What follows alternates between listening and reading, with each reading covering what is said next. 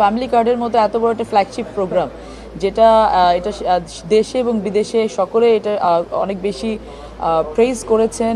Accept করেছেন, এবং এটা আমরা বিশ্বাস করতে শুরু করেছি আসলে আমরা ইকোনমিকে যেভাবে চালাতে চাচ্ছি এটা কিন্তু বড় বড় প্রকল্পতে ইনভেস্ট করার বাদ দিয়ে যদি আমরা গ্রামীণ জনগোষ্ঠীতে মানুষের উপর ইনভেস্ট করি, মানুষের জীবনমানের উপর ইনভেস্ট করি, তাহলে আসলে কিন্তু একটু একটু করে আমরা বাংলাদেশ এগিয়ে যেতে পারবো। সো অবশ্যই আমরা এটা হয় কি আসলে এই ইনভেস্টমেন্টগুলো একটি সাময়িক ইনভেস্টমেন্ট হয়। আমরা ইনভেস্টমেন্টগুলোর সাথে সাথে এই ইনভেস্টমেন্টটা কী করে জাতীয় ইকোনমিতে কানেক্ট করা যায়, নারীদেরকে কী করে জাতীয় ইকোনমিতে কানেক্ট করা যায়, যুবকদের কীভাবে জাতীয় ইকোনমিতে কানেক্ট করা যায়, তাদের কর্মসংস্থান কীভাবে বৃদ্ধি করা যায়, সেই জায়গাতেও কিন্তু আমরা কাজ করছি। কেবলমাত্র কার্ড দিয়ে, ভাতা দিয়ে মাসিক তাদেরকে আমরা সেটার উপর ডিপেন্ডেন্ট করে রাখতে চাচ্ছি না, বরং তাদের মানসিকভাবে স্বাবলম্বী করে, তাদেরকে অর্থনৈতিকভাবে স্বাবলম্বী করে তাদেরকে জাতীয় অর্থনীতিতে কী করে কানেক্ট করা যায় সেটার কিন্তু সার্বিক পরিকল্পনা আমরা করছি ইনশাআল্লাহ।